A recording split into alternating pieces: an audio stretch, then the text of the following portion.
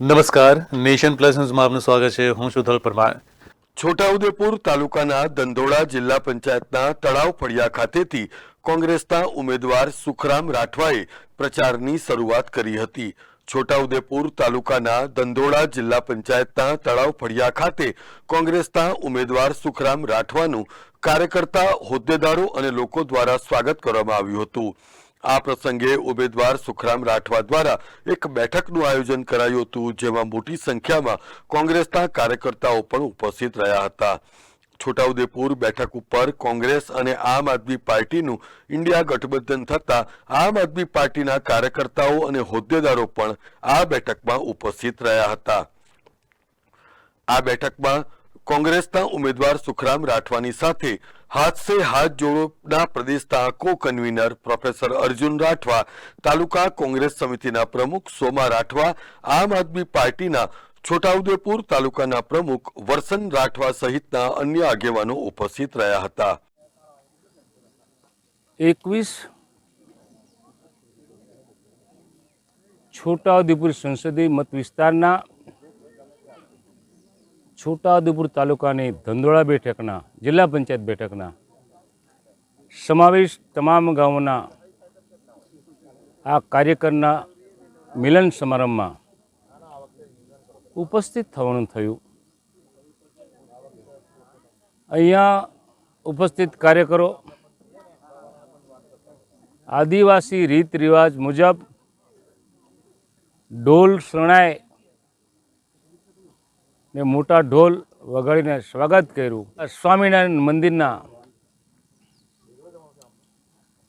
બિરાજમાન બધાના ગુરુ એવા પ્રગટ પુરુષોત્તમ ભગવાનના દર્શન કરીને અહીંયા આ મંડપ સુધી યુવાનો અને વડીલો અને બહેનો પોતાનો આનંદનો ઉત્સાહ સાથે વધામણા કરીને અહીંયા બેઠા અને અમે આ પહેલી શરૂઆત છે છોટાઉદેપુર તાલુકાની. લગ્નનો ગાળો હોવા છતાં સાથે સાથે ઘણા બધા વિસ્તારોમાં મરણના પ્રસંગો હોવાને કારણે સંખ્યા નહીં થાય એવી અમને બીક હતી. તેમ છતાં મોટી સંખ્યામાં અબાલ વૃદ્ધો સ્વાગત કર્યું અને સ્વાગત કરીને ઠેઠ 11 વાગ્યાથી લગભગ 3 વાગ્યા સુધી બેઠા અને એ જ બતાવી આપે છે કે આ બહેનોને, આ યુવાનોને, આ વડીલોને કોંગ્રેસ પ્રત્યેનો કેટલો પ્રેમ છે એ પોતે પણ સમજે છે. અમારા તે વખતના આયર્ન લેડી ઇન્દિરા ગાંધીજીના સમયથી આદિવાસીઓને માટે જે યોજનાઓ થઈ, જે કાર્યક્રમો પક્ષે આપ્યા, એને આદિવાસી વિસ્તારના ખેડૂતો, યુવાનો હજુ ભૂલી શક્યા નથી.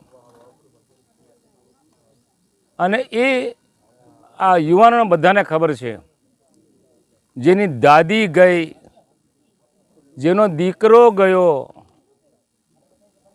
આ રાહુલ ગાંધી કોંગ્રેસને નવપલ્લિત કરવા માટે જ્યારે અથાગ પ્રયત્નો કર્યા અને એનું પરિણામ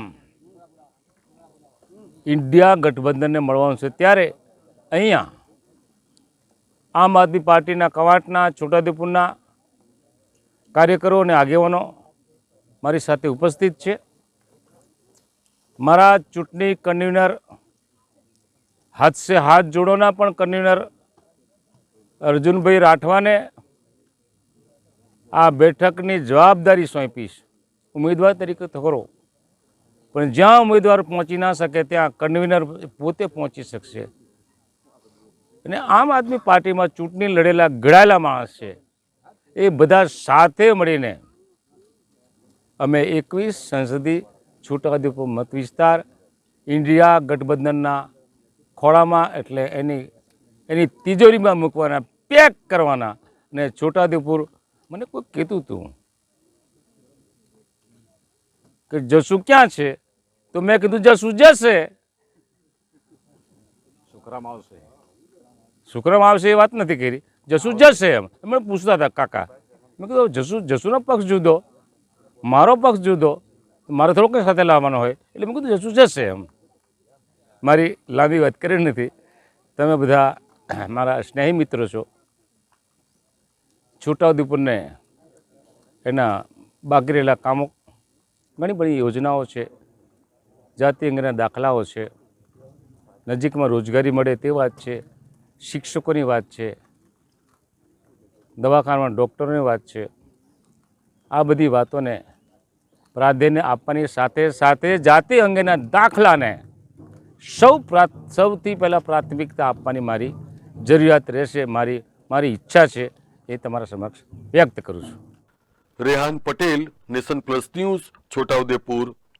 સમાચારોના સતત અપડેટ માટે નેશન પ્લસ ન્યૂઝના યુટ્યુબ ચેનલને સબસ્ક્રાઇબ કરો, બેલ આઇકન દબાવો અને ફોલો કરો ઇન્સ્ટાગ્રામ, ફેસબુક અને ટ્વિટર પર.